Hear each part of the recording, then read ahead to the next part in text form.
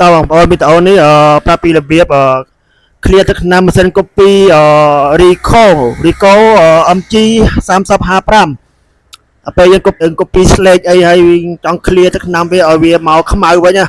តោះមើលវីដេអូនេះបងប្អូន share ទុកមើលពេលក្រោយពេលយើងភ្លេចអី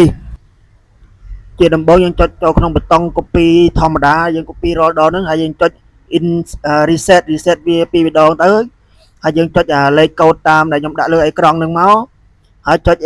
C ឲ្យជាប់កុំឲ្យដកដៃចុចឲ្យជាប់ហើយចុចលើប៊ូតុង system SP ចុចហើយយើងបាយលេខ30 50វាយដូចលេខខ្ញុំដាក់លើអេក្រង់ហ្នឹងមកហើយចុចទុកឲ្យជាប់ហើយចុច execute ហើយ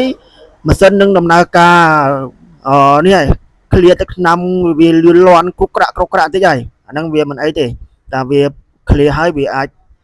ប្រើបានធម្មតាវិញហើយក្នុងលក្ខខណ្ឌដែលយើងចុច execute ហើយវានៅតែមិនទាន់បាត់នៅតែឆ្លេតដដែលយើងចុចភាសាទៀតយើងអាចចុចភាសាទៀតបានអត់អីទេយើងចុចធម្មតាហើយ SP ដដែលមក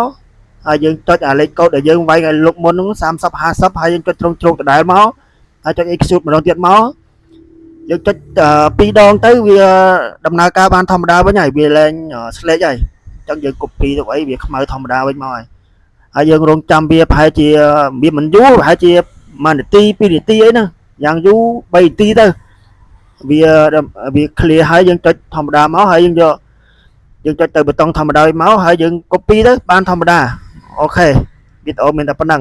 ណាបងប្អូនពេលបន្ទាប់ដល់ពេលយើងចុចអញ្ចឹងរួចរាល់ហើយយើងអាចយកទៅ copy បានធម្មតាវិញហើយខ្មៅល្អវិញហើយអរគុណបងប្អូនកុំភ្លេចជួយចុច subscribe ម្នាក់មួយផងដើម្បីទទួលបានវីដេអូថ្មីបន្ថែមទៀតអូខេអរគុណ